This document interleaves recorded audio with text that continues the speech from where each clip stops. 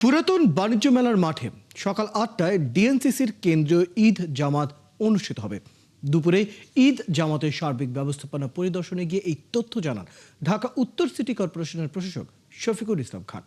তিনি জানান, বৃষ্টির বিষয়টি মাথায় রেখেই প্রস্তুতি রাখা হয়েছে। জামাতে একসাথে প্রায় ১০,০০০ মানুষ নামাজ আদায় করতে পারবে জানিয়ে তিনি বলেন, এর মধ্যে ৫০০ থেকে ৬০০ নারী অংশ নিতে পারবেন। ঈদ জামাত ঘিরে নেওয়া হয়েছে বাড়তি নিরাপত্তা ব্যবস্থাও।